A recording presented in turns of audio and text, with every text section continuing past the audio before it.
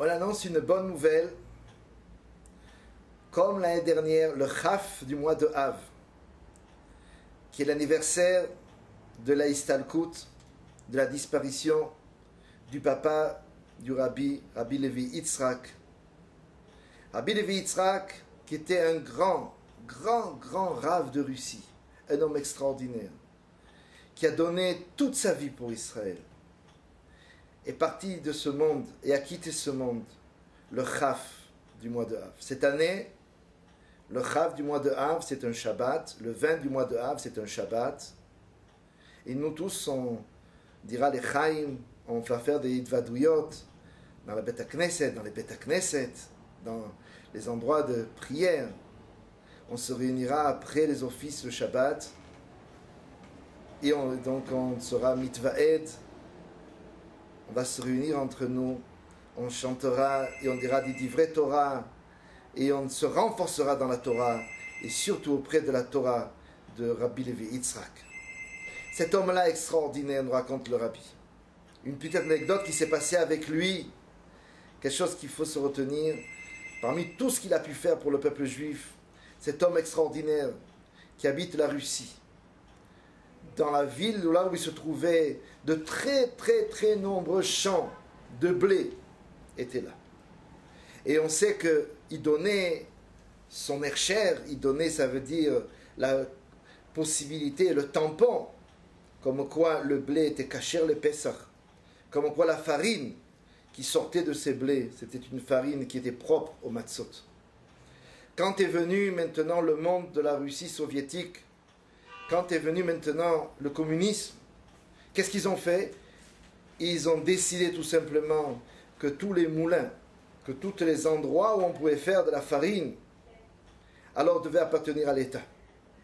Et ils ont compris que les Juifs qui achetaient de cette farine spéciale pour la fabrication des matzot allaient bien sûr chercher la cacheroute, le hercher, le tampon spécial, kasher le Pessah, propre à la consommation pour Pessah, de la farine qui avait été moulue dans ces fameux moulins.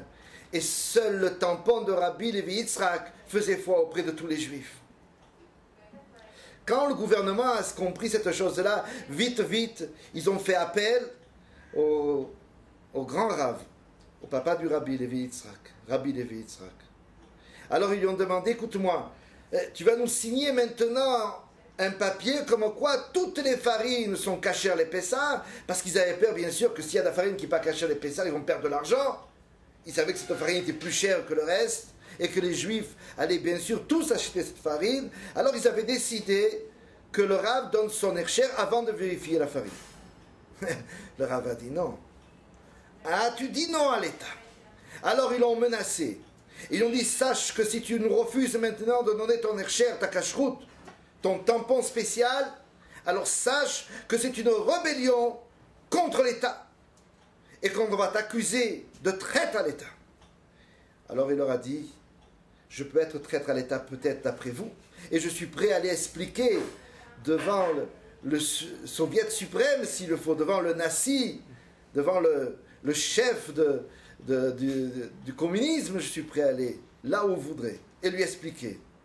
S'il veut me punir, qu'il me punisse. Mais nous, on ne va pas changer le Shulchan Aruch. Quand on a vérifié, et qu'on a vérifié que c'est kasher, alors on peut donner son hercher. Bien sûr que les soviétiques, ces gens-là ne se sont pas arrêtés là. Ils l'ont menacé. De tout, ils l'ont menacé. Et bien sûr que sa vie en dépendait. La vie, sa propre vie, la vie de sa famille, la vie de ses enfants. Il savait que c'était très dur ce qu'il allait faire. Mais il a pris sur lui d'aller jusqu'au bout. Il ne craquerait pas. Il n'y a pas de raison de mentir au Shulchan Aruch. Si eux ils veulent mentir, qu'ils mentent. Nous on ne mentira pas. Quand on explique que dans le gouvernement, les ministres ont appris cette chose-là, ils ont appris que le Rabbi, le Gaon, ce grand sage, le père du Rabbi, ne voulait pas baisser sa tête. Était prêt à toutes les punitions possibles et imaginables, à toutes les tortures possibles et imaginables, mais il ne donnerait pas son hercher, il ne donnerait pas son tampon. On raconte que dans le gouvernement, ils ont décidé. La réponse était la suivante. Après toutes les menaces qu'on a fait sur lui, le gouvernement a décidé, ce que le Rabbi Levi Yitzhak vous demandera, vous allez vous plier à lui. Ce qu'il va exiger, vous allez lui donner. Et Baruch Hashem, cette année-là, les bénis Israël en Russie ont pu manger de la farine spéciale qui était propre à la consommation pendant Pessah.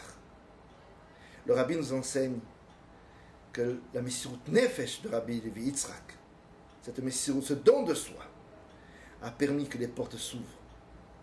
Et non seulement les portes sont ouvertes, mais eux-mêmes sont venus, le gouvernement a venu et a tenu à aider le Rabbi à pouvoir vérifier encore plus facilement qu'il a pu vérifier jusqu'à présent toutes les tahanat, c'est-à-dire toutes les stations où on faisait, tous les moulins où on fait de la farine. De là, le Rabbi nous dit aujourd'hui, de nos jours, on n'a pas à se battre contre le communisme. On n'a pas à faire ce que le Rabbi Levi Yitzhak a demandé de faire. Nous, il faut qu'on se batte contre notre Yetzer Hara. Et il faut agir contre lui, contre notre mauvais penchant. Il faut agir avec Messirut Nefesh. Il ne faut pas avoir peur. Aller jusqu'au bout de notre décision.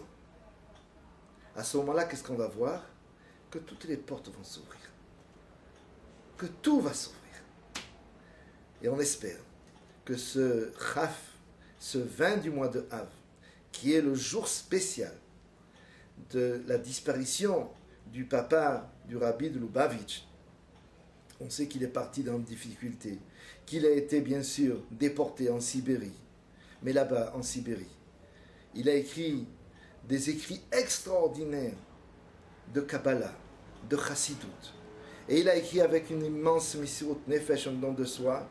Sa femme, la rabbinite, la maman du Rabbi, lui écrasait avec des herbes spéciales un jus vert.